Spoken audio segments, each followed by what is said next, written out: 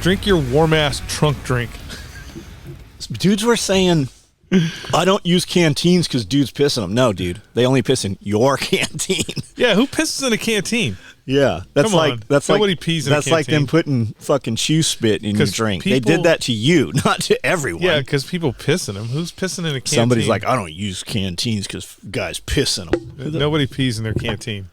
It doesn't even make sense. Why? First off, why are you peeing in your canteen? The short of that from just a couple days ago, maybe even yesterday, has very high traffic. Like, there are a ton of fucking people like, yep, I'm going back to canteens.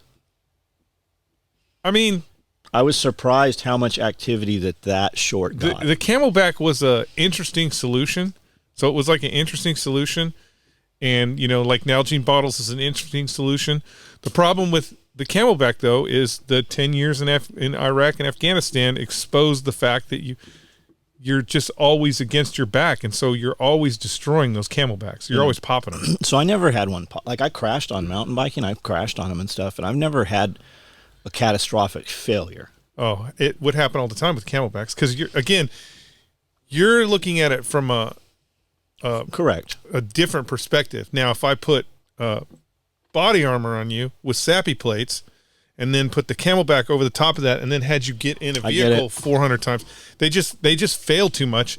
Once you put all your shit on, I mean, how close are you to the dash in the Humvee? When when it was full PPE, the Marine Corps has modified it a little bit, and so they're wearing plate carriers now, and it's a little more streamlined. But when the new vest came out and the Commandant required full PPE, that means everything: the neck guard, the crotch guard, the side set. You had to have everything.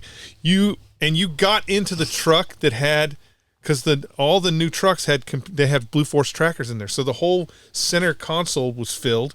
And had the screen right here. You were literally like, there was no getting in and out of that truck fast. Like, there was the days of deuce gear and flying out of places was over. Even still, I can't imagine, even, with the modified armor package that they have now, it's still a pain in the ass to get in a Humvee because you've been in the back seat. There's only 12 inches of distance between that pillar and your so it's just a pain in the ass no matter where you're sitting. What episode are we at? 45? 36. 35. 28. 40. Episode 35.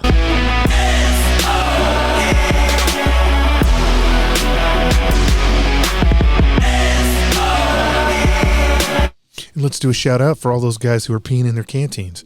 What? I don't even understand that. Are you ready for Total War? Total War. I mean, you ready? It sounds like we might be going to Total War soon.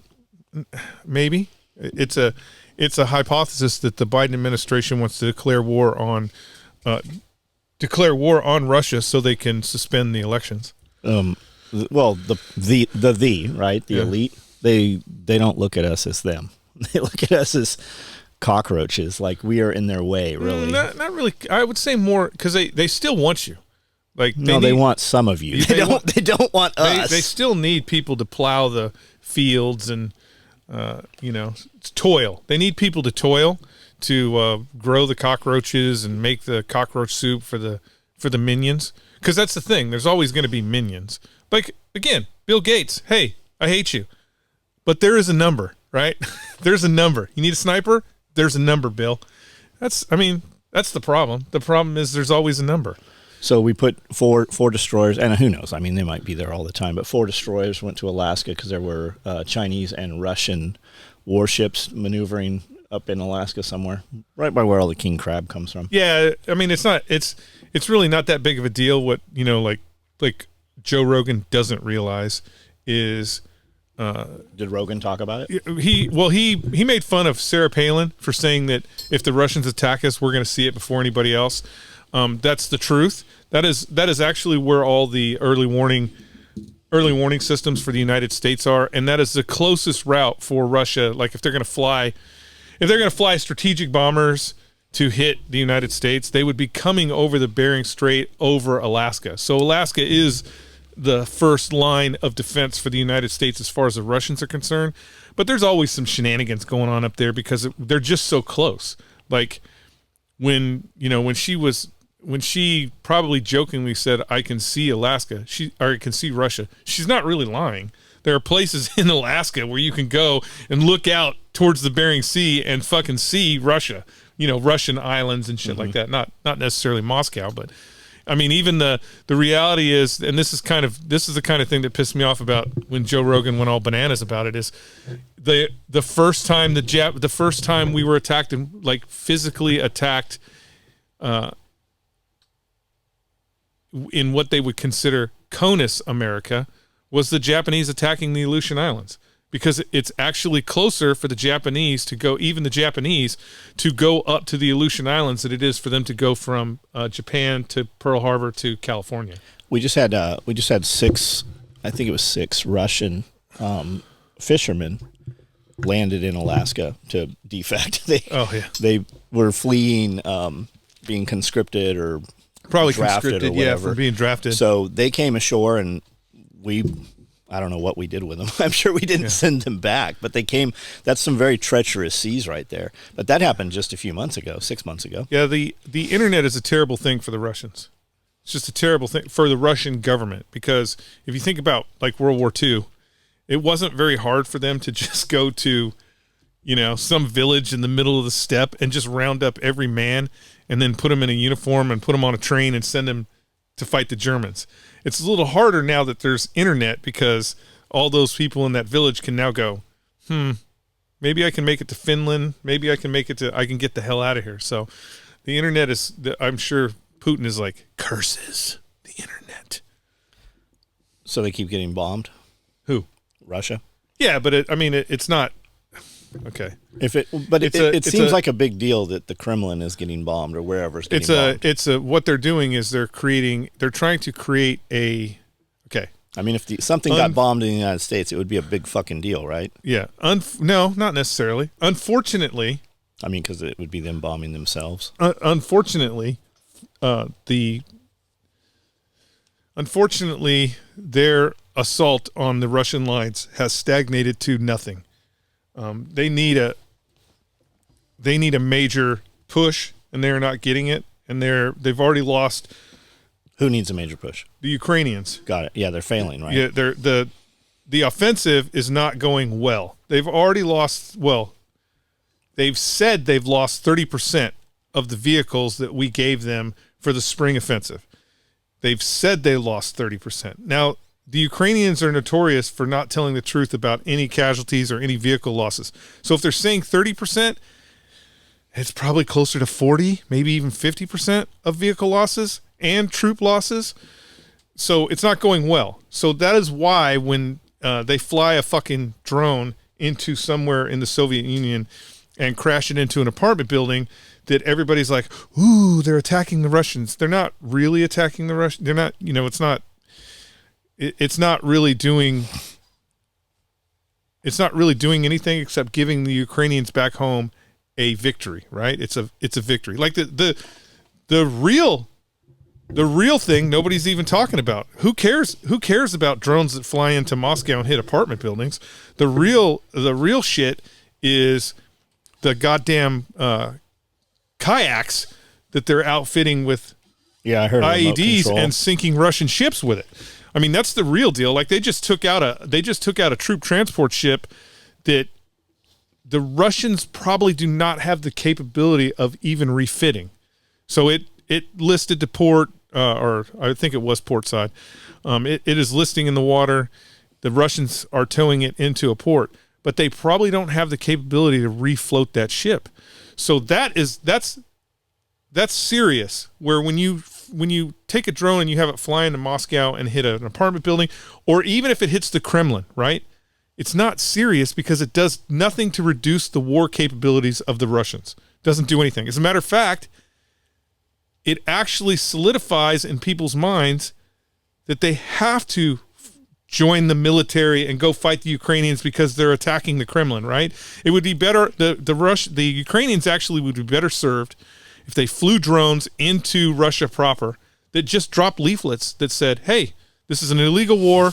We have no intentions of attacking any Russian territory. All we want is a solidified Ukraine. this is Putin's war. It's not your war. They would be better served doing that, because that would create hate and discontent within, versus, a drone hitting an apartment building in downtown Moscow is more solidifying, because you're killing people that. Was it an apartment building? Oh, it's usually an apartment building, but they've done it. They've hit multiple buildings. Several of them. They've hit multiple buildings. When they say drone, is it drones like we have? No. They're bigger drones. Yeah, they're big. They're without. Are they military drones, or are they just commercial drones?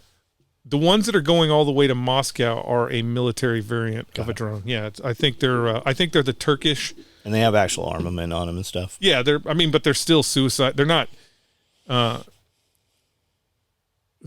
rear controlled, so they're GPS controlled. So they're flying to a specific target and then just crashing. They're not flying. It's not a Reaper drone. It's not flying over Moscow with a couple of Hellfires on it and shooting at cars and shit. These are suicide. These would be considered suicide drones, just going to fucking hit. They can't rear control them because the range is too far. Well, no, it's not the range. It's the jamming. So the Russians have systems to jam that control. So those planes would just. I would think they could just block them with chain link then at that point. They're pretty small. I mean, I want to say this. They're pretty. The interesting thing is they're pretty. I get it. It's drone technology, but they're pretty dumb and pretty slow. And so the Russians do shoot a lot of them down, but again, it's quantity over quality. Like in World War II, we had a lot of people, you don't hear people talk about it, but we have a base right over here, close, that was towed. It was hot air balloons, and they were towing wire cables up. So when bombers and stuff would come through at night, they would get caught in these cables. And make it harder for them to fly. And then later, when we stopped using that technology, that base actually, we had Nazis, POWs, kept here in Paris. Yeah. It's the same thing. It's the kind of interesting thing that the Russian Navy keeps getting hit by these, for lack of a better term, these kayak bombs, these unmanned kayak bombs. They could use the Russians could literally use a piece of World War II technology, the torpedo nets, and that would stop this. So there's technology out there that is well, that's what I was thinking. Old, dumb technology that would work, but, when I said, like, the chain link, right, that's what I kind of pictured, how we have on the tanks and all the armored vehicles, we have that standoff, those metal mesh standoff for RPGs and shit, so that they can't actually hit the walls, right? It actually catches before or detonates further premature away. Detonates, yeah. So they could use torpedo nets, which were all the rage in World War II, to keep these vessels a little bit safer. But I think, I don't know, we tend to think. I'm surprised they're not, because Russia started all the Mammal program, right? I'm surprised they're not using fucking combat dolphins. I'm sure those combat dolphins defected. Yeah, I mean, we did. I'm sure they defected, and they're now a bunch of I know we got their orcas and their beluga whales. A lot of those came to parks in the United States from Russia's program. I mean, as you know, because they started that pre-Vietnam. And though, because we have a mutual friend, the Mammal programs, they're cool, but they are a pain in the ass, and they are a high volume suck for money.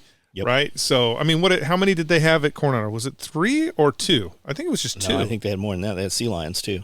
Well, I know when what's his name went and did that mine program, they started doing sea lions, but plus they're super rapey. Yeah, they're super dominant. Yeah. They're super dominant. They try to kill people. They try and kill people. We have a mutual friend who used to have to go and feed those dolphins, and I went with them once. I was like, because you hear stories about them and shit, and you're like, it's cool, man. You got the trained murder dolphins and shit. And he's like, fuck those dolphins, fuck them, I hate them. They hurt people. And I'm like, one time I can't remember why he had to get in the pen, but he had to get in the pen to do something, and the fucking dolphin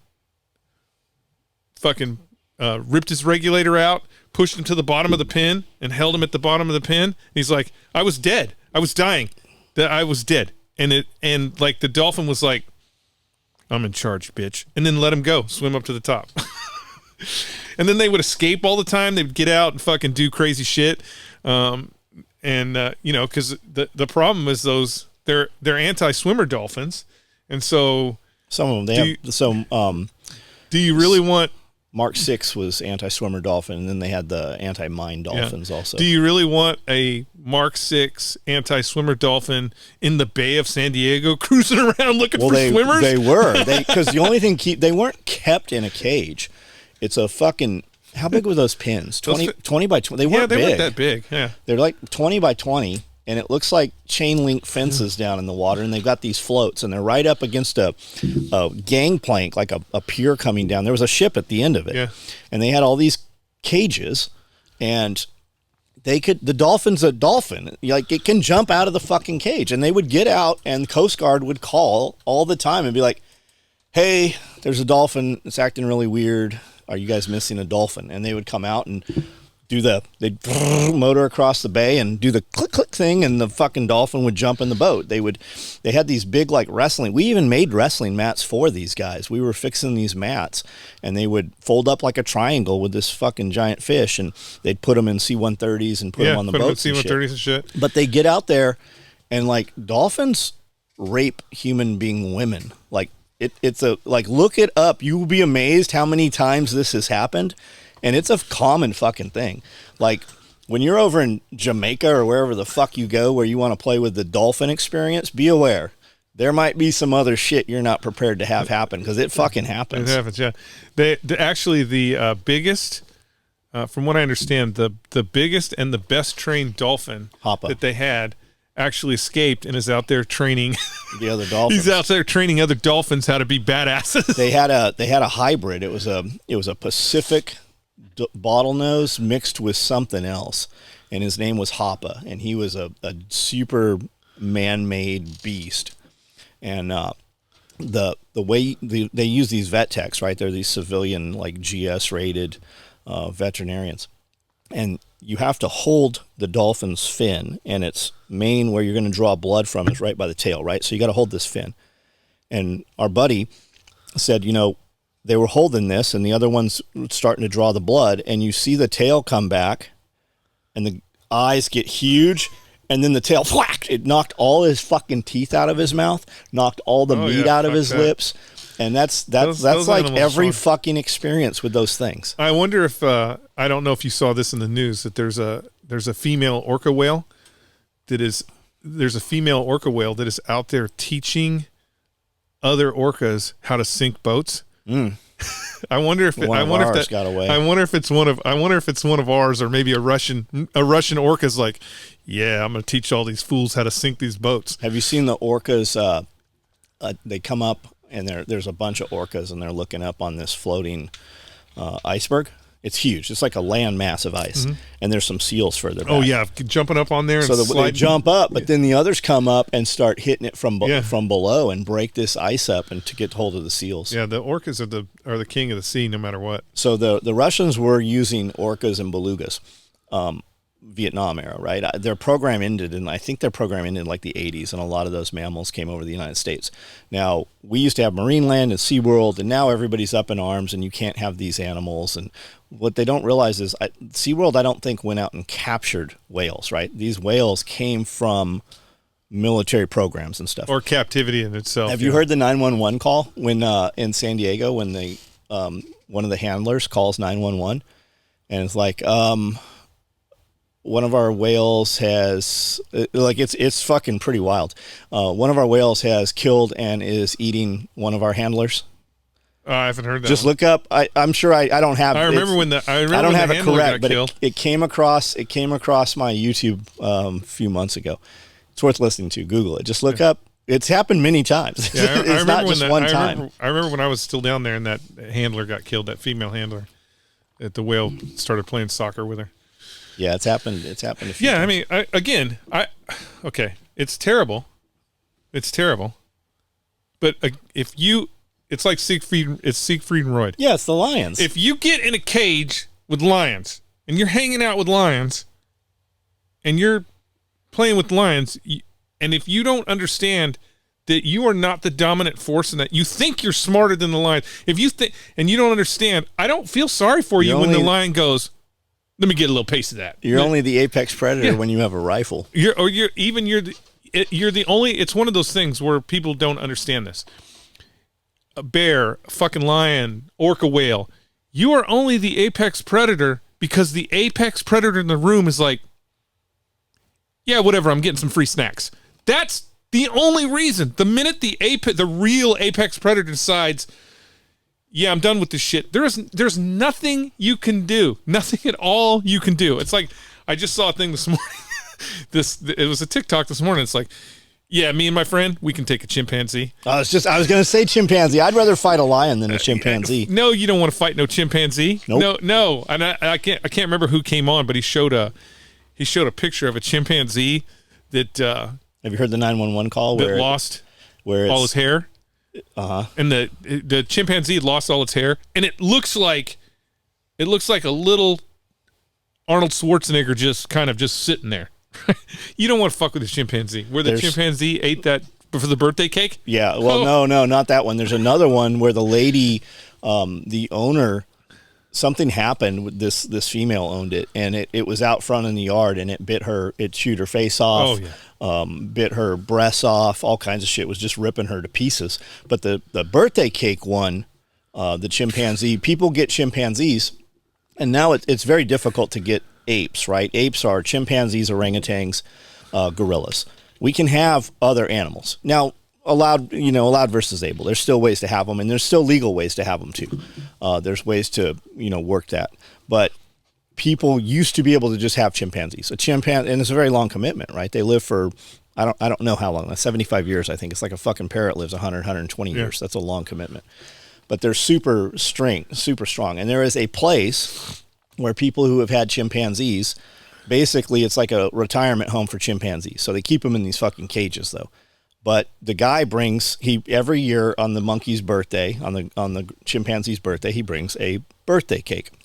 And he had brought a birthday cake for this chimpanzee, and the other chimpanzees didn't get any, or something had happened, and the other chimpanzees lose their shit and break out of these fucking cages and just rip this guy to fucking shreds. Yeah. Rogan had talked about it. Rogan, if you want to see some crazy chimpanzee stories, just look up chimpanzee and Rogan. He's had several guests on who have discussed chimpanzees. Yeah, you don't want to.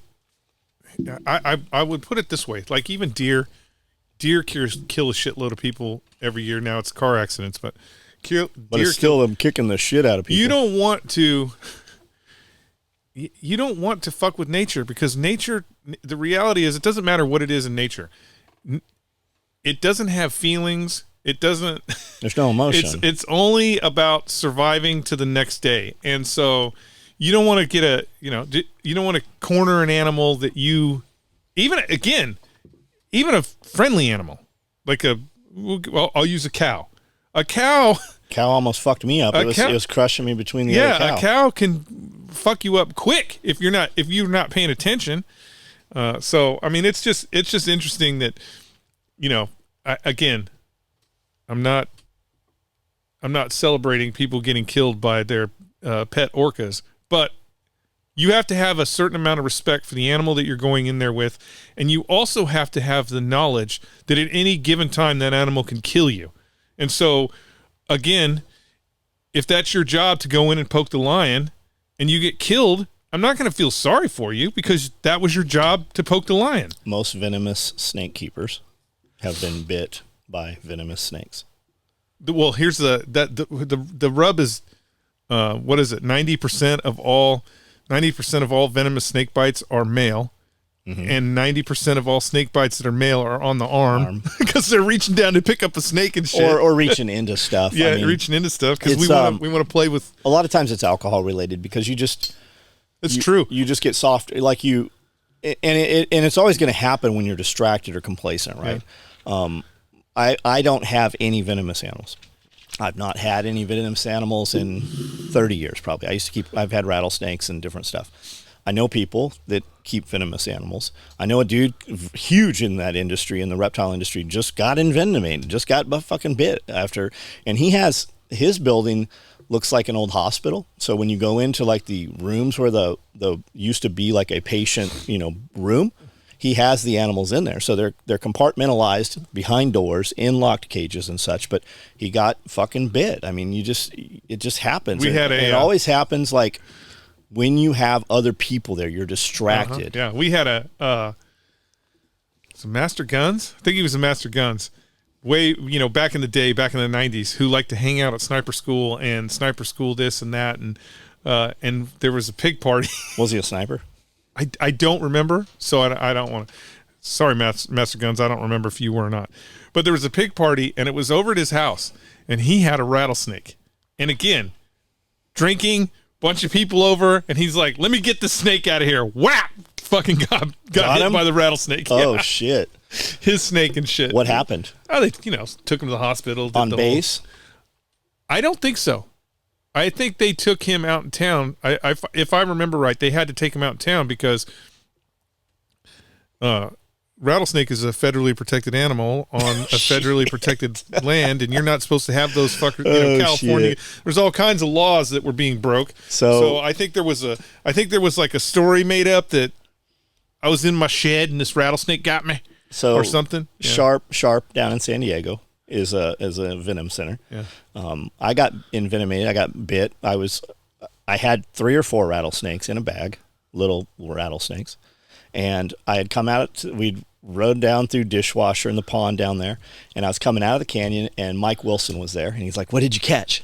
And I'm right-handed. I reached in the bag left-handed. I've done it hundreds of times probably, and boom, got hit and envenomated, full envenomation, left thumb.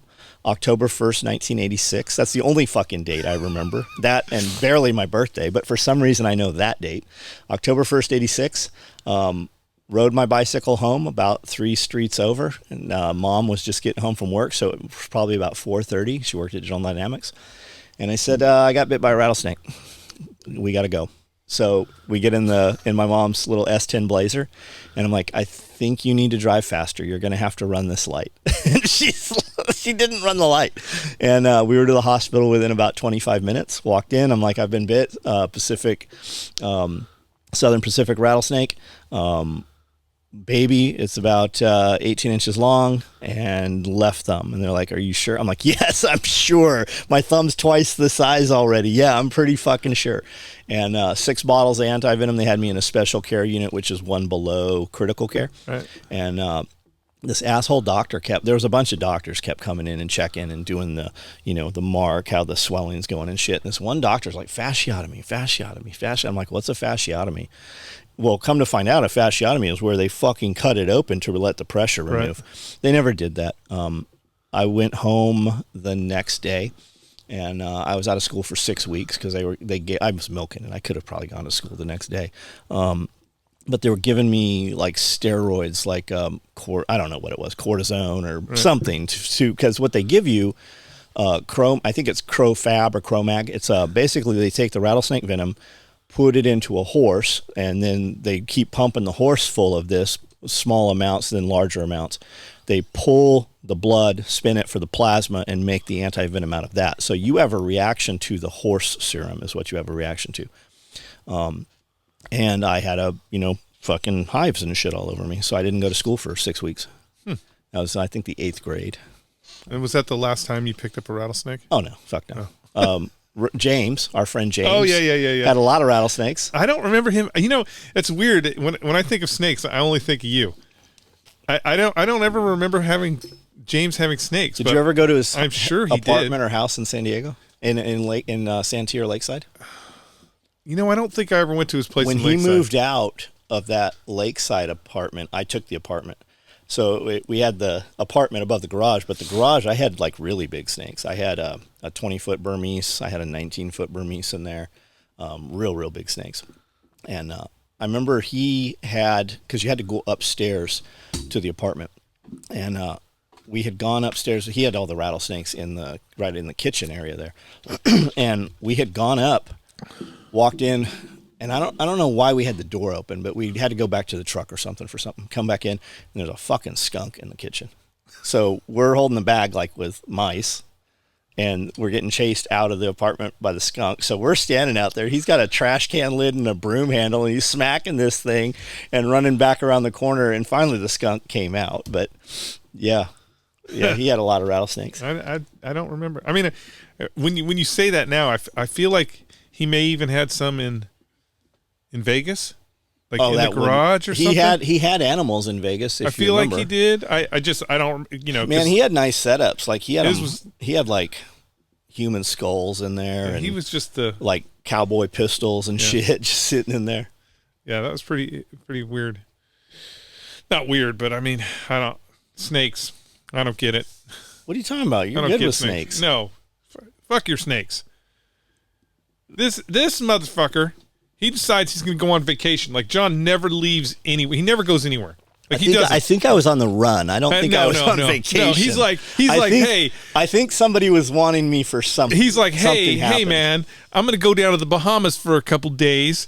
Will you watch my snakes? Now, again, I know he doesn't have any venomous snakes, right? He doesn't have any venomous snakes. He's like, everything's taken care of but the 2 in the house. I just need you to give him a mouse. All the snakes are cool, except for the 2 in the house. The 2 he had in the house were snake assholes, meaning normally you get the mouse, you put the mouse, you show the snake the mouse is like, yeah, it's lunchtime, let me get that mouse. His asshole snakes, you get the mouse, you put the mouse down, or you kill the mouse, and then you're going to give it to the snake, right? Every fucking time that fucking snake would bite my hand. Just every time he'd be like, I don't want the mouse, I want you. Wham! And hit my hand. Man, I hated that snake. I hated, and you know what? There was a point where I was like, the snake is going outside. But no, I hated those snakes. I never got, so they have feeding tongs, right? We use these real long hemostats, and you can, if you have sliding doors, you can just open it a little, put it there, and it'll grab the thing. Right. I never used those. No, you never used them. Until I moved here. I never even got bit by snakes feeding. And I think what it is as you get older, you have more money, so your collection grows. So you have so many animals that it actually is a job to feed them, right? So it takes several hours to feed all the animals. So you don't really handle them that much. Do you think, I mean... Like, because here... I've seen the thing here. Is it that much? I guess it is. I was just going to say, because you had I just keep thinking of that huge snake you had. Burmese python? Yeah, the Burmese python at the shop. The albino one. How many snakes did you have in San Diego? At the shop? It had to be. Shop? I don't know, 20, 30 maybe. Oh, okay. Yeah, you've surpassed that. But we had hundreds here. So yeah, I mean, you surpassed that. I had so many at one point. I have 0 reptiles right now. I have none. I had so many. I had 2 full-time snake keepers. Yeah. Like So when you say you don't have any reptiles, they're all gone? Mm-hmm. I have no animals. No reptiles. No reptiles? There's no animals at the other building. Gotcha. All the caging's there. Like if you walked in, you're like, what's the zoo doing in here? But there's no animals there. Release them into the wild? No. You just take them down to TVA and No, not at all. That probably is a bigger federal offense. Yeah. No, not at all, man. They just expired. Like I've been here fucking 18 years now. Yeah. So when you're buying animals that aren't babies, they're already, years old. Do you still have the 2 upstairs? No. No, those are gone too? No, there's no reptiles at all. Oh, well, good. Those things, I hated those things. Damn snakes. I mean, they were cool. He had, I mean, the problem is John had some really cool, like... Need to look at. Again, I don't know snakes, but cool colors and different varieties that made them pretty interesting, like glow-in-the-dark snakes and rave snakes and all kinds of crazy shit. You remember which were cool to look at, but again, you remember Valerie worked at the liquor store? Yes. Okay, her brother Matt, who did all our handyman shit. Yeah. I come in the shop one day. I come one early morning. I come in and I go to the back room. The very back was a little room. It's where Strider was, and it's probably what 20 by 20. Maybe. Yeah, maybe. And then it was a gym, and it was a very small gym. And then I got some big animals and put a couple cages, and that just kind of became the snake room. So I go walking back there one morning, and there's blood all over the walls, like smeared on all 4 walls. And this building looked like let's say the Alamo, right? It's an old smooth stucco plaster building, but it looks like the Alamo outside, and on the inside it's kind of like not smooth walls. It's like lath and plaster, and all the wiring is cloth coated wiring, to give you an idea of when this thing was built. And I walk in the back, and it's painted white after Strider had moved and Dwayne had shot holes through the wall and all kinds of damage. But there's blood everywhere. And I'm like, what in the fuck is going on? So I don't see anybody for an hour or two. And finally I find Matt, and I'm like, hey, there's blood everywhere. He's like, oh yeah. I caught a goose. I'm like, a goose? He's like, yeah. I go, where did you get a goose? He's like, from the lagoon. I'm like, that is a wildlife. He went like four towns over. Right. It was a crane that he got. It was like it was even bigger. It was like even bigger. It was like some water bird, and he was going to feed it to the snake. Well, the snake got it, killed it, but it couldn't eat it. So the snake was out, right? He's got this bird, and he opens the fucking big cage, and the snake is smeared this thing all over the fucking walls. So that's my shorebird story. You don't really need a lot of blood to make it look like a crime scene. This was over 30 years ago, so. Yeah, you don't need a lot of blood to make it look like a crime scene. No, just a little bit of blood, and you can make a room look like a. I go, how did you get this? Scene. He's like, well, you just go out at night, and they're just kind of like there, and you just shine light in their eyes, and you just grab it by the neck. We had a corpsman. We had a corpsman for 4 years. God, we had him forever. He's a good guy, good corpsman, but he could not give IVs. Like, to save his life, he could not give IVs. And in a sniper platoon, IVs are kind of neat. IVs are given because there's a lot of times where, guys drink the night before. Really hit it hard, right? And so they would go and get other people's corpsmen to come do it because he could not do it to save his life. I had this young lad who missed formation. And he's like, everybody's like, oh man, he tied it on. I guarantee he's passed out in his room. It's, he's good. Everybody's like, he's here. He's just, so I'm like, okay, whatever. I'm going to check on him after formation. And so Doc is there, and Doc's like, yes, I saw him this morning, gave him an IV. He's good to go. I'm like, you gave him an IV? He goes, yeah, I gave him an IV. He's good to go. The guy who can't give an IV. Yeah, the guy who can't give an IV. And so I'm like, okay. I'm going to go check on him. Well, at this time they'd already gone to switch to these little key fobs. So I had to get the duty NCO and everybody to get the key fob. I go in the room. It's pitch black. It's not, it's hazy black. You can still see in the room. And as soon as I walk in the room, there's blood on the ceiling. There's blood all over the wall. And he's laying half on the bed and half on the floor. I'm like, holy shit, he bled to death. Because of the IV. Because of the IV, he's dead.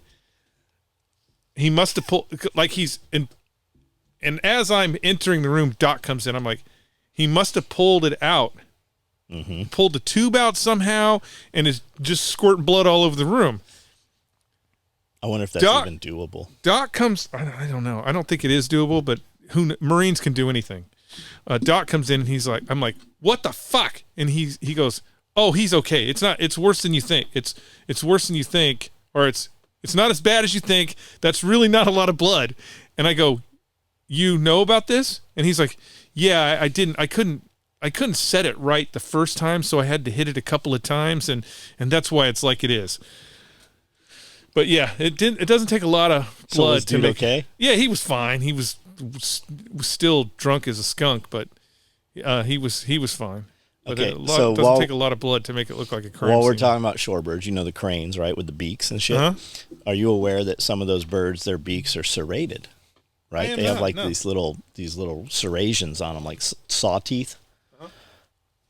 So Nicole, SRF, right, Nicole Sauce. Okay. I'm pretty sure it was her telling me this. She was rescuing this bird, is out there, and it's got a fucking fishing line and a hook in it or something. So she catches this bird, and she's gonna, pull the hook out, and the bird spazzes out, and boom, right through her mouth, like pushes fucking through, and she can't get this thing out because this fucking bird is jammed her like in her face. God, what a hospital trip that must have been. I wonder if they killed the bird. That's what I don't know. I don't know how I don't have that part of the story. Yeah, that's what I killed the bird. Yeah, and how do you pull that motherfucker out? Do you cut the beak off and push it to the other side? I'll bet they just made a bigger hole. Fuck, I don't know, man. To get it out. Yeah, that's fucking crazy.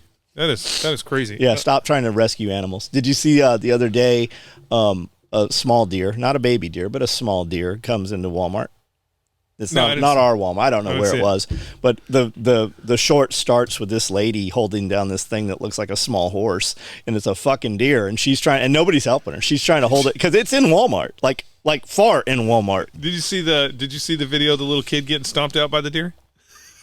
Yeah. Didn't I send it to you? Yeah, that's a pretty good one where he's got like a little piece of something he's trying to feed the deer, and the dad's like, "Yeah, this is gonna be cool," and that deer just whips the kid's ass again. Guys, wild animals are dangerous. I'm sorry, I know you don't get to see animals in California because you guys have killed them all. I know you don't understand that you are the biggest problem, you leftist liberals in California, to wildlife. But when you drive to Yosemite and you see a buffalo... Oh, buffalo are fucking people up left and right, like in huge numbers Come right on, now. guys. I don't care. I don't care that you saw Dances with Wolves and you think you could go out and pet them. Tatanka. They are dangerous. They would, on Camp Pendleton, if you had any training going on and the buffalo, especially on the live fire ranges, and the buffalo started wandering towards your range, they would, you'd have to stop training, right? And usually when we see a buffalo, it's, 1,200 yards away. And so you're looking at the herd just moving and shit. And I can't remember where we were at one time, and this buffalo wanders out onto the range and just stops. And the lieutenant's like, Staff Sergeant, why don't you get the Humvee, go out there and run that buffalo off? And I'm like, I'm looking at him. I'm like, yeah, he's not that big. Let me run out there with the Humvee and run that buffalo. I go out there with the Humvee and pull up next to this buffalo, and he's definitely taller. Like, I'm sitting in the Humvee, and his head's up here. Now, this buffalo is just like, he's just sitting there, and I try and do the honk honk. He's just sitting there, and he won't move. And then he finally comes over, humps the Humvee. No, he just runs along the side. He just leans on the side of the Humvee, and the whole truck, it pushes the wheels into the dirt, and then the truck pops and moves. He pushes the whole truck over, not even trying. And I'm like, yeah, fuck this. Drove back. I'm like, he don't want to leave. And so they call the game warden, and the game warden comes out, and he's got a shotgun, and I'm like, bro, it's not happening. That shotgun. And he goes, no. We got these bird poppers, and we just go over there and shoot them over their heads, and usually they'll leave. He's out there for like a half hour shooting these things over the buffalo, and the buffalo won't not have nothing to do with it. Finally, he leaves, and we get to train. But again, how many buffalo are out there? There's a big herd. Camp Pendleton has the biggest. I knew they had them. The biggest free roaming herd in California. They may not anymore. I think there's one up in Northern California that might be bigger, but it's a free roaming herd. So that makes it. Can it go anywhere on? They can go anywhere they want, which is it's weird. They're not restricted, but they seem to stay in that certain terrain. Well, they seem to stay in the restricted areas. So like, you always see them out on the live fire ranges and shit like that. We had one when I was at Horno. We had one wander into Horno, big male, wandered into where the obstacle course used to be. I don't think it's there anymore. And then started walking towards the barracks and stopped. It just spent like 2 days in this area, and so everybody, people are taking pictures of it and shit, and looking at it, and the game wardens come. They're like, I don't know, he's not doing anything. But it's kind of rare to see. It's kind of rare to see buffalo by himself.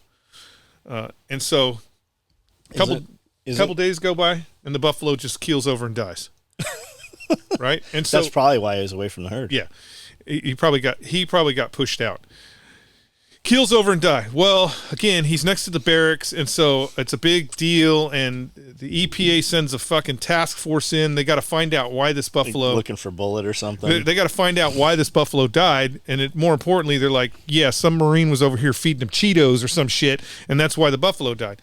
So they do an autopsy on this buffalo, and he had like... It was well in excess of 100 rounds, 5.56 and 7.62, that this buffalo over his lifetime had taken hits from. Okay, again, they do live in a live fire range, so it's dangerous. So they're making a big deal about it. They're like, yeah, somebody was shooting hell out of this buffalo, and then I think it was Trescott, Sergeant Major Trescott at the time, was like, all at once? I mean, did this just happen? And they're like, no, this has been years. This has been years. And he's like, and they're like, well, did that kill the buffalo? No, the buffalo just died of natural causes. But all these hits, and the buffalo's just like, yeah, whatever. Doesn't bother me. That's wild. Yeah, I mean, they're buffalo ain't.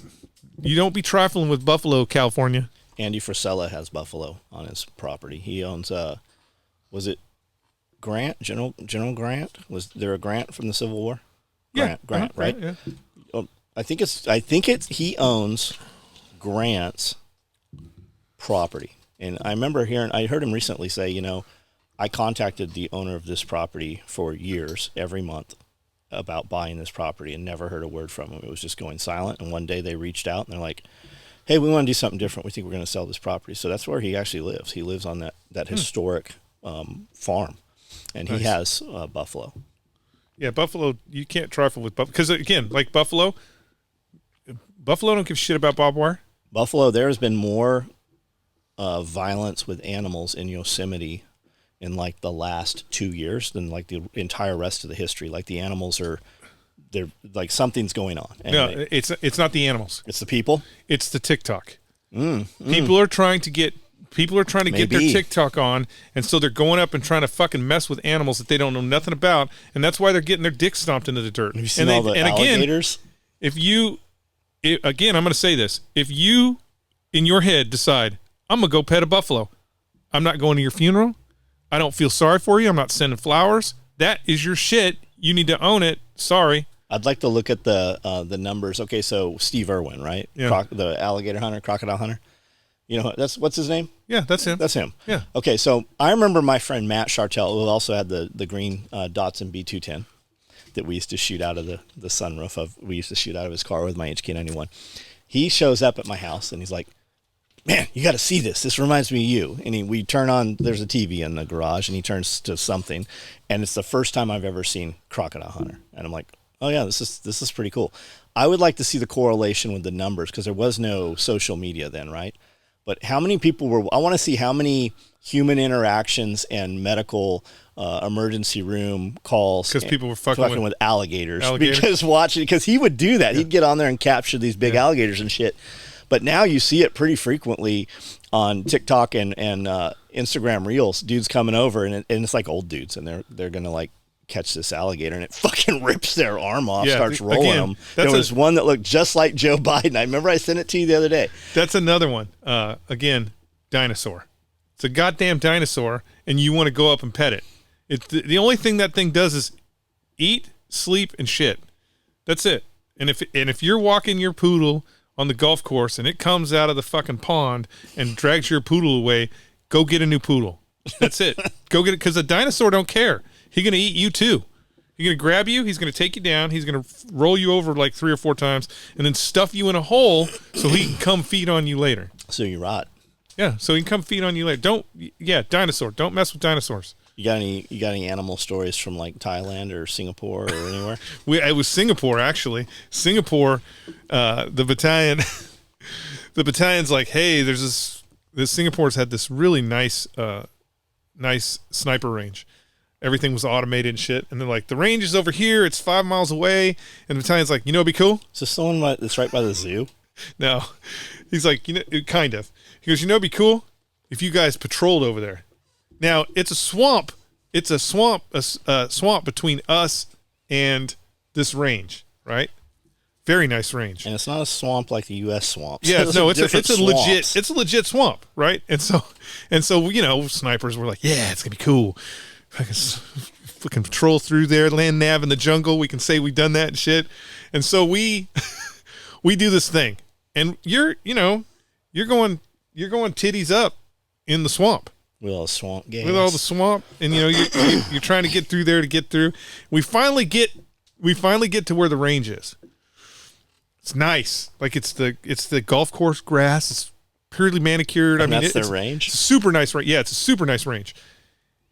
But there's a 30-foot fence.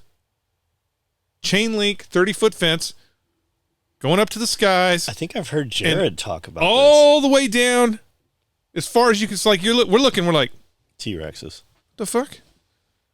What the fuck?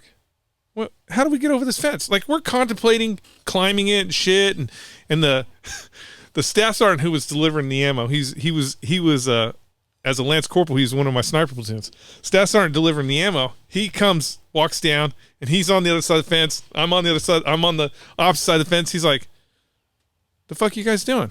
Because we're like, "We patrolled here." He's like, "I don't think you're supposed to be over there." You're in the enclosure. Yeah, I don't think you're supposed to be over there. And I'm like, why? And he's like, well, there's all these danger signs on this side. There's like all these danger signs on this side. I don't think you guys are supposed to be over there. And so the Singaporean Marines, they come over and they're laughing. They're like laughing. And we're like, what? What's so funny? And they're like, saltwater crocodile. And we're like, what? You crossed through and all he's that like, shit? saltwater crocodile. And so they take us down. There's about a half a mile down. There was a gate where you could come in. You could get on the other side. I don't know why they had a gate to go in there. And so they let us through the gate, and we come in, and sure as shit, man, that whole fence, it's just like danger, saltwater crocodile preserve. They'll eat you alive and shit. And so me and Schmidt took a picture next to the sign that we were in there with the saltwater and you crocodiles. got all the way through that motherfucker. Yeah, all the way. A single one. We didn't see a single fucking crocodile. So either they were more scared of us than we, because we didn't know they were in there. But man, I can't even imagine, because the Marine Corps is very anti bad news. They're very anti bad news. They don't want to put bad news out in the public sphere, even when there's bad news to put out there. And I just can't imagine how they would have had to spin that if we would have just went in there and disappeared. It'd have been like training accident. No, you can't, man. When you have a training accident in the Marine Corps, it's a serious mandatory stand down. They have to have classes. They have to find out what happened. Don't get ate by the alligator classes. It'd have been a big deal if we'd have just disappeared. But again, yeah, saltwater crocodiles too, which are big, and they'll eat whatever they come across. I can't believe. And we were in chest deep water, so we could have stepped on one, and we wouldn't have known until it was like, hey, what's up? Snack time. So very interesting. Did you ever go to feed the chickens to the alligator stuff? No, I never did any of that. Never feed did the tigers or anything? Yeah. I got a healthy respect for animals. So what were you doing when you were in port? What do you mean? Where those places were? Oh, I would be, going to watch I would be going ping pong show. No, I would really cigarette smoking. The best, no matter what anybody says, the best show in town is always the, what is it? Muay Thai, kickboxing. Oh yeah, Muay Thai. Muay Thai. Yep. And that is always the best show in town because they will have a, maybe 100-pound female Muay Thai in the ring, and there's always a dude smacking her Thai friend. There's a dude. There'll be a Thai dude in there with her, and she'll be hitting them and playing with them and doing some kicks and just looking not formidable. And then they'll do hey, you want to get in here and go a couple rounds with her? And again, everybody will be like, like Marines, they'll be like, yeah, I'm gonna get in there and whip her ass. I'm gonna punch her in the face one time. That's gonna be the end of it. And again, she's just kind of like, wee, playing, throwing high kicks and shit, just showing that she can do it. And and the Marines will be like, yeah, I'm getting in there. And you will see, like, as soon as the guy gets in the ring and puts the gloves on and she moves into the corner, as soon as she's in the corner, you will see, like, every muscle in her body will start popping. Boop, boop, boop, boop. And she gets this look on her face. Like, I am sure those girls loved their jobs because she will get this look on her face, like, definitely a predator looking at prey. Like, it's a tiger in the corner looking at this fucking little soft doe of a Marine in the corner. And again, because because they're not thinking it's going to be a full-on fight, right? They've been watching this patty cake thing going on, and they're like, oh, okay, I'm just going to go out there. We're going to throw a little, it's going to be fun. And so already you're going out into the center with your guard down. You're already like, and then you have the American thing going on in your head, like, oh, I don't really want to hit her too hard because she's a girl. And so, and them girls will come out and whip fucking ass. Like, they're on them like chimpanzees. Quick, fast, hurry. And the dude is just knocked out. Just fucking knocked out. And then the problem with that is because, again, it's Marines. So first guy goes in there and gets whooped quick. Then there's always some other Marine that's like, yeah, Johnson's always been a pussy. I'm gonna get in there and fuck that girl up. Let me get in there. And they just again, they're too fast.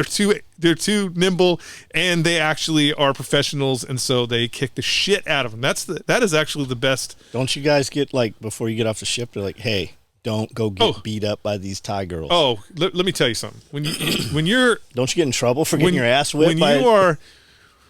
When you're going into a foreign port like that, they're like, don't rent jet skis, don't rent jet skis, don't rent motorcycles, don't rent cars, don't go on any of the amusement park rides, and they'll give you all these reasons why, right? That the jet ski will break down immediately and they're going to make you buy a new jet ski, and then they'll be like, they will actually be like, don't get in a ring with these girls, they're going to whip your ass.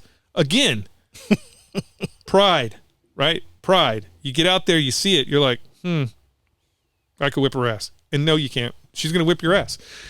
They would always give those briefs, right? They would give those briefs, and the first thing you would see when you get in, is the CO on a fucking Vespa with 3 Thai girls in flip-flops on the back as he's like racing by you and on this, in a hurry to get the party started on this damn death trap. And so, I mean, they'd always do that. I fortunately, in all the Westpacks that I did, I don't ever recall anybody being scammed like that. If you're going to get scammed, when you get scammed, how we get scammed is how we get scammed in those ports is, for example, a beer. Okay. You go to buy a beer, and here in California, maybe in California, beer was $2, right? You get a beer at a bar for $2.50, right? So you go, and they're like, we're going to get you a beer. And you're like, yeah, get me a beer. And they're like, it's going to be $1.25. And you're like, shit, that's cheap. Line them up. Let's get drinks for everybody. And so they do that, right? And then after a week of being there, you wander into a fucking 7-Eleven or one of their versions of 7-Eleven, and beer's only 25 cents. Right? That's the kind of scam you're going to get. You're going to get scammed in the sense of it's going to still be cheaper than what. But I mean, a glass of water is $10 at a fucking strip club. Not in Thailand. No, but in the United States. Yeah, but that's what I'm saying. You get scammed, but you get scammed in a way that doesn't really. It's still a downward departure. Yeah, it doesn't hurt you. It doesn't hurt you. That's why, like in the Philippines, when you would go to the Philippines, the deal was the girl. If you rented a girl, and you wanted to do anything in the Philippines, that's the way to do it, because they would be like, yeah, they're going to tell you it's $5 to get on the ferry and go over to the island, but it's really only 50 cents. give me the money, I'm gonna go get them tickets. And so they would protect you. They would protect you from scams, right? And some of it was ridiculous. Like we were gonna do platoon shirts. We were gonna do platoon shirts in the Philippines, and on a Longapo, you could anything you want. You could have. They would hammer out a fucking samurai sword for you if you wanted. And we were gonna do platoon shirts, and the guys, I show him the artwork and shit, and I show him the artwork and everything, and he's like, "Yeah, we'll do it. $4 a shirt." I'm like, "Yeah, but shit, come on, that's the heat. We're gonna do extra shirts for girlfriends and shit back home. That's the heat." And then one of the guys had a permanent girlfriend in the Philippines, and she was like, they were talking about it later, and I'm like, $4, man. It's good to go, blah, blah, blah. I got it set up. And she's like, I take you to market. Those shirts, 25 cents a piece. I'm like, what? What do you mean 25? How do you do that? It's just. What do you mean he had a permanent girlfriend? So would he fly like he? No. Just for that. Yeah. Just for when that you show up, you show up for a Yeah. port stop. Like if you show up for a port stop and you. Instead of renting hookers, you get one. Well, because they cook and clean and do all your shit for you. The interesting thing back then, I'm not going to talk about now because who knows what kind of woke shit's going on in the Philippines now. But back then, if you bought a girl, like if you paid the bar fine for a girl and took her home, they considered themselves your girlfriend. And so like if the next day you walked out and you go to the next one, the girls will be like, "Oh, you butterfly, you bad," because you fly from girl to girl, right? And so the girls will start giving even other girls. So like if I took Brandon home tomorrow night, and then the next night I come to a bar and I'm looking for you, if they all know each other. They all know each other, and they're going to be like, "You bad, you butterfly. You're not good." And so they try and like, and it is crazy. This is how crazy it is, John. This is how crazy. Those girls in the Philippines, they knew their fucking business. Like they knew their business. You come back 2 years later, so there was a time when because they got your kid. No. You come back 2 years later. And there was a time when the Marine Corps rotated through the Philippines quite often, but you would come back 2 years later. Those bitches would know. Like they would be like, they would know, they would remember you from 2 years before, which is crazy because we're talking about other MEUs have rotated through there. Carrier groups used to go. So there had to been, were there a lot of there had to been like 20,000. A lot of little half white kids running around there. No, you didn't see that. But it's probably a thing, though. Yeah. Oh, I'm sure that it was a thing, but you didn't see that because Olongapo, the city of Olongapo, at that time, again, it's different now, but at that time, the city of Olongapo was solely created for the entertainment of U.S. forces. Are we still friendly with them? We're back. I guess we're back and starting to be friends. Starting to be friends again because of the Russians and the Chinese. Where is 8 Floors of Horrors? That's Thailand. Thailand? Yeah.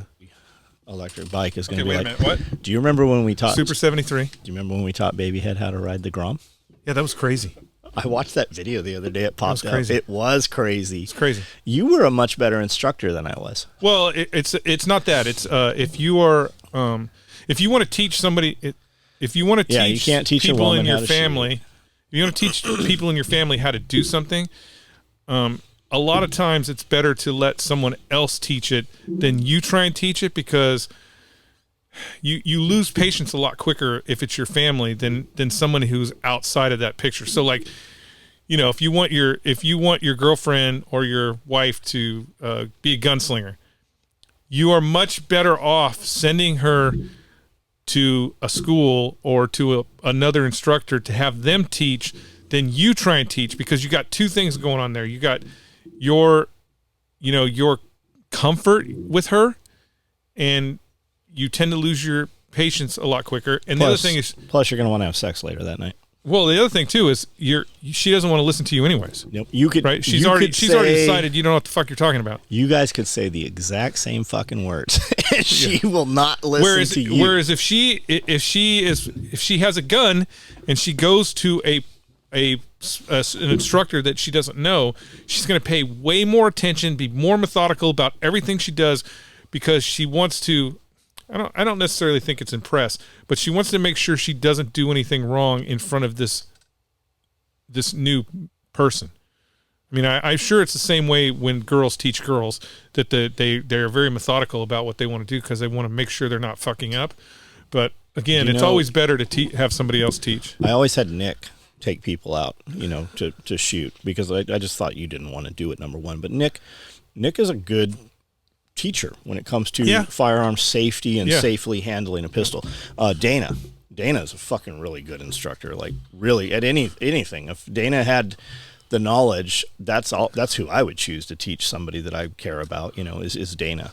That's the way to do it. Nick always, I never thought, I better go look and see what this mother, like, he, when it came to firearms, he was an adult, and there wasn't a problem. He did a good job out there. Yeah. In that scenario, Nick was the better choice anyways. Yeah. For that kind of stuff. I knew you didn't want to do it. I don't want to do that shit. I don't want to baby Brandel every time he wants to shoot. I thought you were really good with Brandel. Like, Brandel, you guys don't know, but Brandel, was that the first time you had fired a gun? The very first time? The second time. I fired like my grandpa's revolver. With no ear pro on? Yeah. In the house? That's the way you got to do it. The first time anyways. I had just moved here. We just moved here, and we roll into town, and we meet Jaeger, and he's like, come on. So we go out to the range, and the kids, I think Cody was 6. Sebastian was 6. Cody was a little older. All the kids were firing full auto AKs like the minute we were here. When we get to the house, we pull into the house later. The next day, we pull back into the house, and my neighbor's like, hey, come here. We go across the street, and he's got a MAC-10 with a suppressor. And I'm like, oh, silencer. Loud as fuck. It was like a loudener, and he fucking rips it right into the lake. Houses on the other cross. I'm like looking around and waiting for sirens. This is the same guy who was pruning his tree with a shotgun? No, that's my other neighbor. Yeah. The police came out. He was pruning his trees with a shotgun because we're out of the city limits, right? So the sheriff shows up, and it was a new officer or whatever, and my other neighbor who had the MAC-10 was also a reserve deputy. So this guy's laying him out the law, but the dude who's the homeowner is like, knows his shit. Like, and he's like, you can't arrest me. I can shoot here. I don't have to. You have no jurisdiction out here when it comes to this private property, blah, blah, blah, blah. And he was giving him, like, the cop was like getting rustled up over it. And, it was more of a, you're going to do what I say thing, but he's not within the law. And my other neighbor walked over and he's like, he's right. He's right. Like, he's like, so the guy just got in his car and drove away. But yeah, he was fucking, and it wasn't, I say pruning his trees, but there were like some limbs in there and shit.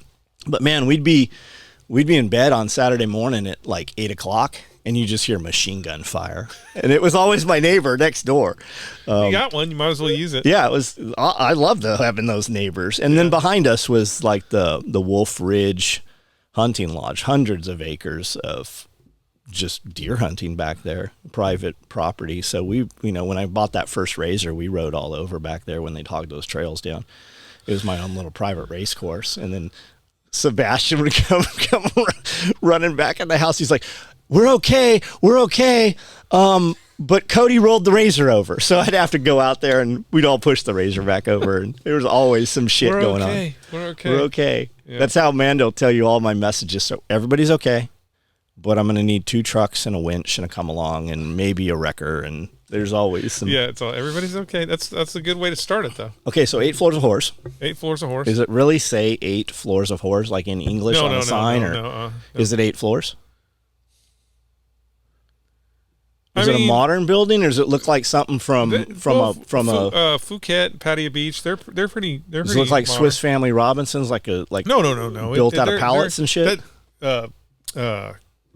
It wasn't Phuket.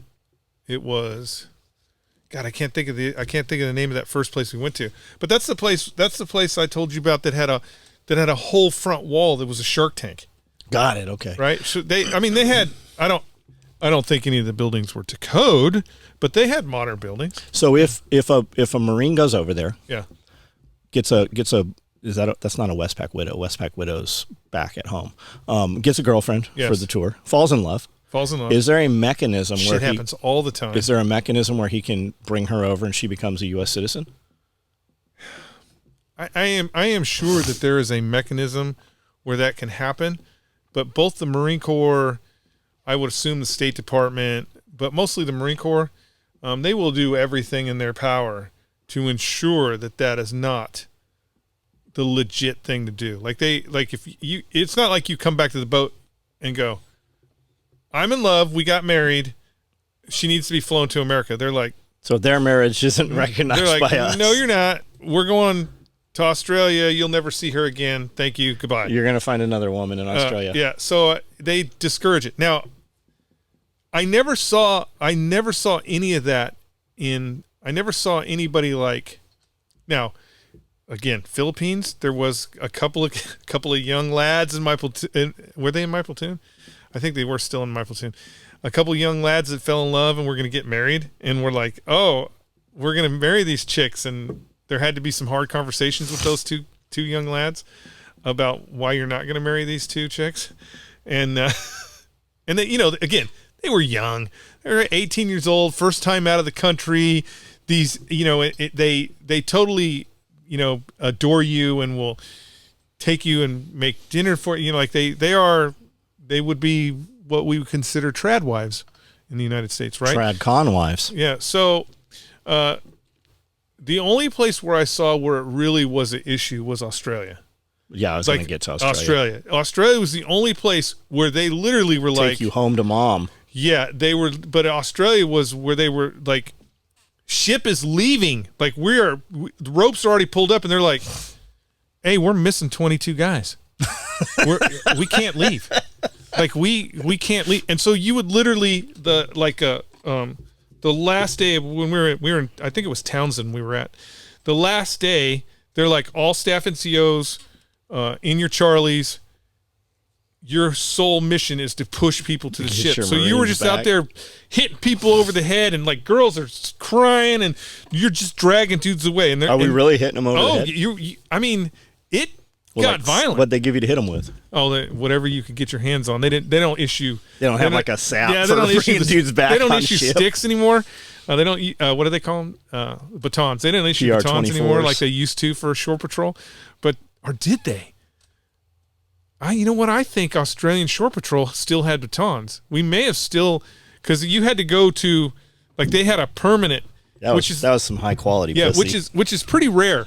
But they had a permanent Shore Patrol building, and so you would go to the liaison, hook up with the permanent Shore Patrol guys, and I do believe we got. Were the permanent Shore Patrol were U.S. Yeah, they were. Navy? They were U.S. guys. I do believe we got armbands and belts with fucking batons. So Shore Patrol can be Marines also? Yes. I didn't know that. Yeah, it was always Navy guys that were chasing us. Yeah, that's usually just because you're around. Like, if Marines are there, then the Marines are also tasked with Shore Patrol. So you could stand Shore Patrol with a Navy guy or whatever. And I'm sure it's just because Australia is a little more violent than the United States. So that's probably why we got sticks. But yeah, we were dragging people back to the ship. Like people were like, "Fuck you! I'm jumping off this bitch and swimming back to my love." I wonder if they did that. How many of those relationships would have made it? Versus, because you know what the success versus failure rate in the United States is. I wonder if a U.S. serviceman did stay there with that girl, what the chances of them actually making it, the rest of their lives are. In Australia? Yeah. Probably not very good. No. Yeah, how about overseas, like in the Orient? Oh, in if you're talking Thailand, I didn't see so much of it in the Philippines, but in Thailand, expats are everywhere. Like all the bars that you go into, it's either a British, Australian, or an American guy. That's what the SEAL team retirement plan. Isham's plans were always, I'm going to Thailand. Like the only Thai food I've ever eaten in my life was with fucking Rich and Darren. I don't know why that's always the plan. I mean, again, when I was there, when I was there at Pattaya Beach is beautiful. Like Pattaya Beach was a real resort, real beaches, I mean, it's as beautiful as you can think. They were selling condos for $20,000. Yeah. And these condos were fucking beautiful. Beachfront condos, beautiful, $20,000. That's how Rosarito used to be. They came with a cleaning service and everything. And there were people on board the ship. I mean, there were Marines in my purview that were seriously like, we should just buy one. We should just buy one. We should just buy one. And the thing that I would always go to is like, bro, first off, how much does it cost to fly here? Second, when are you going to ever come here? You're never going to come. What, once a year? You could get a hotel room that's better than the condo and stay if you're going to come once a year. I mean, it people don't, and not have to be responsible for well, the they don't think about, especially when you're, in the military, and the U.S. military spends billions of dollars to ship you all the way over there, and hundreds of millions of dollars to put you in a bonka boat that's going to take you to shore so you can hang out with all that expense was handled by the government. So when you're buying 50-cent beers, you're like, yeah, this is the life. But then how do you get there? I wonder, and they're not thinking come vacation. They're thinking, get out of the fucking military, move here in this motherfucker. And a lot of people do. Mm-hmm. But I wonder what kind of trouble you could get in there. Like when I was younger, I could find trouble not even trying to do trouble. Well, I mean, in another country, what kind of trouble could I have gotten in? You could get in some serious trouble. But the good thing about places like Pattaya Beach, and I can't think of the other place we went to, but the good thing about those places, there are so many expats, and they are so ingrained into that lifestyle and that culture that, I mean, as long as you're not being a dumbass, right? As long as you're not being a dumbass, they get a lot of passes because it's the money. Like, it's the money. And unfortunately for most places overseas, most places, it doesn't matter where you go to Saudi Arabia or you go to Phuket or you go to Thailand. Most places are pretty corrupt at all levels. And so if you, for example, if you're an expat and you go and you're going to be like, hey, I'm going to run your bar. And they're like, yeah, cool, run the bar. And you run the bar like it's a business. The owners just made more money. And they're like, how are you doing so much better when you're just running the bar? Why are you doing so much better?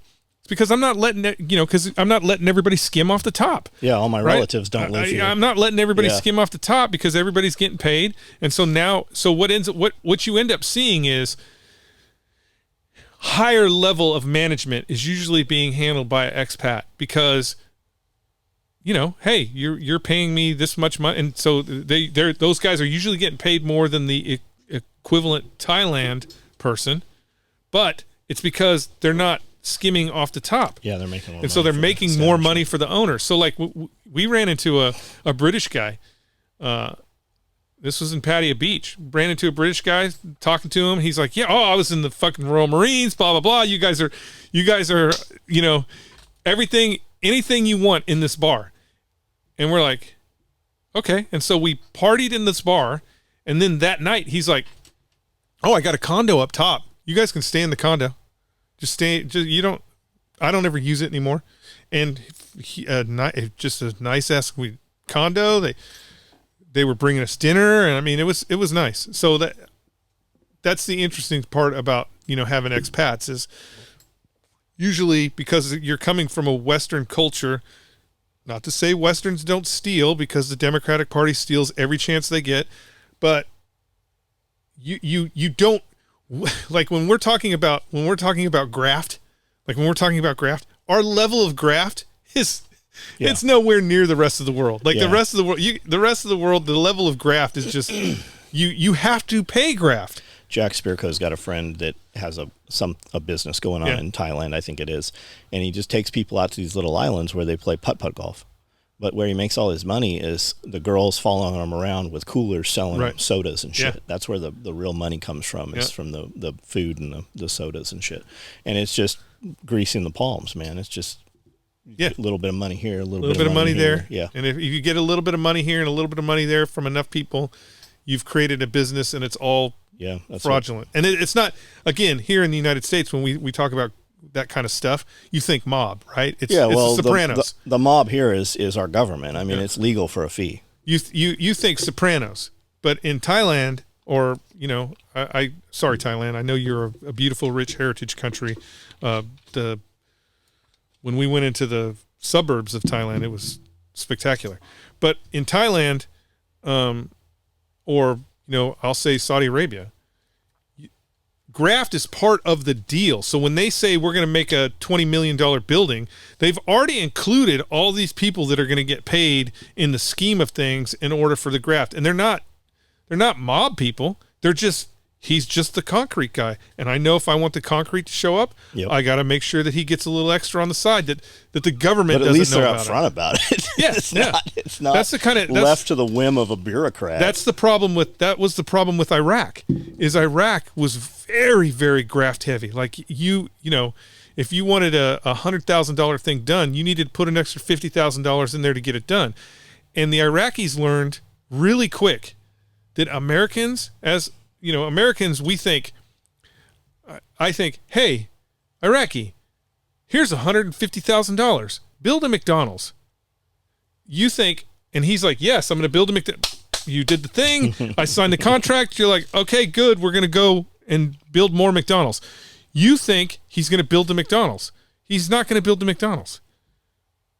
He's going to take that $150,000 and he put it in his bank account, and he's going to be like, I bet they never come back here. And 9 times out of 10, we never went back there. That's how you spend billions and billions of dollars in Iraq and not have any real infrastructure. Why would we do that? Who benefits on our side from that? Well, who benefits is the bean counters. So what ends up happening is, let's say you're General Boo Boo Lafufu. Or Root and whoever. You're just and General Brown. Boo Boo Lafufu. Brown and Root. And you have to have social projects. So you have to have these infrastructure projects that are being done in Iraq. Okay, so General Willis has to have. Let's say you got $100 million in funds for projects within your area of influence, right? You're not out there giving people money and being like, build a school, build a barracks. You have a staff that does all that, and then that staff hands it off to other people who hand it off to other people. And then what happens is, when you're getting ready to go back and get promoted, you're like, hey, what happened with all that money? Everybody reports up. Now, if the guy at the bottom, if Brandel reports up and he's like, hey man, they didn't build any of this shit. I think they stole the money and went to Syria. The person above him goes, well, I mean, it's really my job to make sure that this shit was done, and they didn't do it.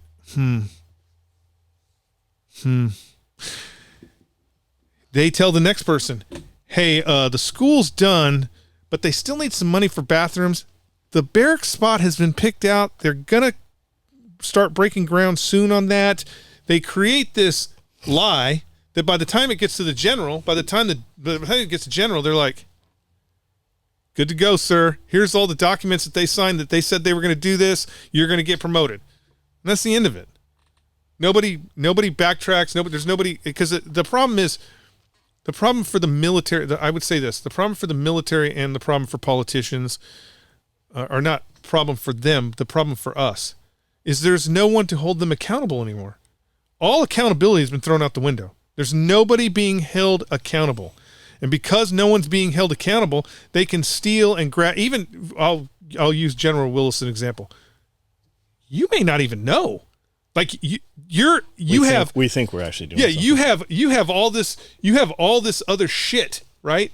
You have all this other shit that you were responsible for. The social project program is just a little piece of it. So you just need that fucking captain or lieutenant colonel to come in and go, hey, we're building schools. Would you say they were good at water treatment? I mean, Where was that? that was in shit. I can't remember where we were at. Well, tell the story real fast, but we got to jump off and then do our Patreon questions. Anyways, so we had projects, and it's part of that thing, right? You don't. What were you even doing there? Why were you? Because again, our battalion, we took over an area. We took over a battalion-sized area, and the battalion that was there before us had ongoing projects in the works, and so they handed those off to a company commander. Now, my company commander was. Well, my company commander was a real Marine. He was a hard charger. If you said there's 10 beans here, he's going to be like, stats aren't verified, there's 10 beans there. And I'd be like, sir, there's 10 beans there. And he'd be like, and then he would look over my shoulder and go, yeah, it looks like 10 beans. So he was a good. Do you think the Iraqi people viewed you guys as the stormtroopers? Maybe. I mean, because we really were the stormtroopers. Maybe they were the rebellion and we were the stormtroopers. Weren't stormtroopers. actually the bad guys. Maybe the other side was the bad guys. Well, in Star Wars, the rebellion is a bunch of spoiled brats, and they are the bad guys. So there were projects in the works. Okay, one of the projects was an Iraqi barracks that was kind of real close. Well, for some reason we went there, and it was just desert. And it had already been like nothing there. Not the Iraqis saying that it was done. Project managers were like, all these things are already closed out. They're already done. Our project managers. So American officers were like, this project is closed out. It's been built. It's done. And we went. And he's like, well, this isn't here. How many of these projects? So they started looking at him. Well, yeah, because he's like, how many of these projects are bullshit? How many have actually done? So we had 5 projects in our area. Okay. When he reports back, do you think they try to squash that? Oh yeah, they squash the shit out of it. Yeah, they don't want to hear it. They literally, John, we went because again, you go into these things assuming that people are doing their jobs, right? You assume that everybody's doing your job because at the ground level, you are required to do your jobs. We couldn't just close the gates, sleep in the hooches until our 6 months was up and then go home. We had to do our job. So you assume everybody's doing their jobs. So we go to this place and we're like, and the CO is like, hey man, we're here. There's nothing here. Nothing. It's desert. And they're like, no, the barracks was built. It was finished. Like they give a date and they're like, here are pictures. And they send pictures to us, right? And he's like, okay, well, I don't know what they took pictures of. Those are pictures of Camp But we are at the site. There's no fucking barracks here. Well, they just frauded it up, right? They just sent fraud, and because none of those captains or colonels would get in a Humvee and come out and make sure it was legit, they just took people's word for it, and you can't do that. And so that happened, and they're like, well, that's just a fluke. When this is no shit, because it was a Iraqi colonel that was in charge of these 5 projects. When we went out there, John, to check these projects, he fled to Syria. How far Syria? Syria wasn't far at all. It's like going to 10 miles. Yeah. From it was San like Diego. he fled to Syria, like left. Now we had an Iraqi army. We had an Iraqi army unit that was attached to our firm base. They were outside of the firm base, but they were attached. That was his guys. So we checked this site out. This site turns out to be bogus. He flees to Syria. The next night, all those Iraqi army guys take off. Are they leave. welcome in Syria? Well, he was welcome because he had a fucking suitcase full of money, $100 bills. Yeah, that's why. And so everybody flees, and they just leave this place. And they left. James said when they would move money, they were moving such large amounts of money, nobody counted it. They weighed it. That's how they just had duffel bags full that makes of fucking sense. money. Yeah, that makes sense. And so, anyways, they have these projects. There was 5 of them. No, we went to every single one of them. None of them were fucking legit. And they didn't do anything for these 5 projects. Except the last one was the water treatment plant. State of the art. I think the water treatment plant came from Germany. It's kind of one of those plug and plays, put water in, put water out. You're fucking good to go. State of the art. So this water treatment plant is there.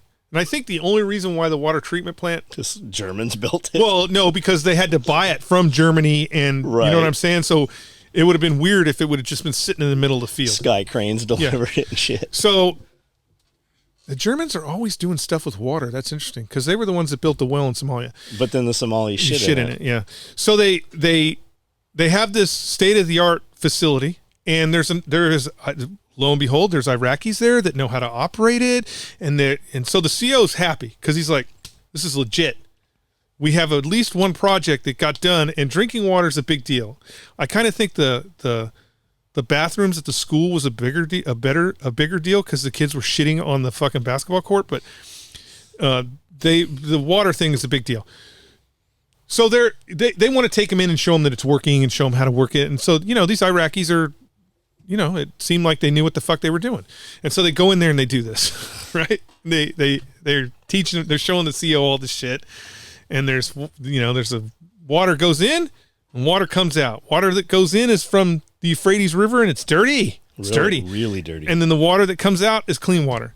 So I don't want to go in the fucking building and see this shit. I don't care if they're doing it right. All right. Again, it's not that I don't care. I don't know anything about water treatment plants. So what am I going to do in there and just go, why is that button yellow?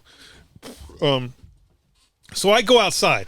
I'm just hanging out. I'm just walking around the building, hanging out, walking around the building, looking at shit. And there's this water that's in a open trough. It was probably 20 inches across, concrete raised off the ground in this open trough, and it's just flowing in this open trough all the way down. And it's hot, it's summertime, and there are fucking mosquitoes all over this thing. Like, just mosquitoes all over. It wasn't flowing very fast, because mosquitoes don't like flowing water, but it's like the whole top of this thing is covered in mosquitoes, and I'm looking at it, and I'm thinking, it's a good thing that they're treating all this water, because all these mosquitoes, all this nastiness that's in this open trough that's just heading towards town. And then I'm looking at it, I'm like, oh shit. They're treating the water from the Euphrates and then pumping it into this open trough and then just sending that out to town. After they've done all the... So it's not going through pipes.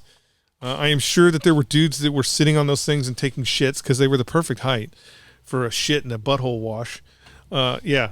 So again, now, mind you, this was out in the Ville. This isn't downtown Baghdad, which I'm sure they had plumbing. But again, just that's the kind of thing that you're up against is, when you invade a place where they don't know how to do jumping jacks, you can't expect them to be able to make a McDonald's hamburger. See if you can just look up Iraqi jumping jacks and cut that little piece in for us.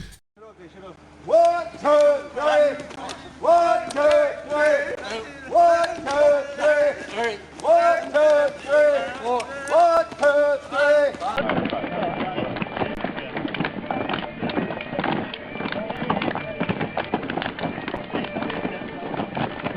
You just can't. And so you had such. But you can teach them to do jumping jacks. No, you can't. When I say they can't do jumping jacks, it's not like, you don't understand, John. It's not like the Army guys, that the Army guys or the Marines that were standing up the National Army or the police force were like, do a jumping jack. And these guys had to invent a jumping jack. Basic PT, you tell the person what you're going to do, then you demonstrate. You show them what to do. And I know they probably showed these guys 100 times, but they just can't do a jumping jack, which is, do you think it's pretty weird? Do you think it's like, because we learned jumping jacks when we were in, yes, I don't know, first grade, probably second grade. So do you think it's just I am because sure motor skills are already set because they're adults? I mean, I am sure that I'm sure we would have the same problem with some weird, East German exercise that they do. But again, they were doing this for 20 years. Right. Okay, 20 years. 20 years we were training and equipping an Iraqi force that did not have the capability of sustaining the fight for 10 minutes.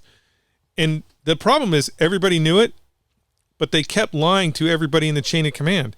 So the chain of command kept lying to the president about how we're good to go, we can leave anytime, and the Iraqis are going to be fine. Now, again, Iraq has not collapsed, but we still have a presence there. Why has Iraq not collapsed? Because we still have a presence there, because we are all over Iraq. I mean, how do you think those troops? Yeah, I think we're even back in Iraq. How do you think those troops got into Syria? We didn't fly them in. I mean, we did fly some of them in, but they drove from Iraq. Have you heard that there's 5,000 Marines in Iran right now? Mm-mm. Yeah, I think this just happened like yesterday, today. In Iran? Yeah, like in Iran, apparently. I haven't heard anything about it. I heard it very briefly. I haven't heard anything about it. All right, well, we're going to cut off of here. Jeff's got something he's got to go do, so we're going to jump over. We've got a few Patreon questions, so if you're a Patreon member, jump on over there and give a listen. We did the giveaway. Is that video public yet? I don't know if it is. It's uploaded and unlisted. So Got it. So as soon as it goes live, we'll mail all that shit out. All right, guys. Well, thanks for listening, and get on Patreon if you want to be part of the giveaway. check out Patreon. If you're hearing this, you're a member on our YouTube membership. If you're seeing this public, it's 90 days old. If you want to hear current events, then jump on our $10 membership, and you will get there's a lot of podcasts that we have uploaded that you have not had access to. So they typically come out. I get it. I don't want to pay $10. If that's you, no problem. You will get them. They just are 90 days behind. A little bit behind. Little bit behind.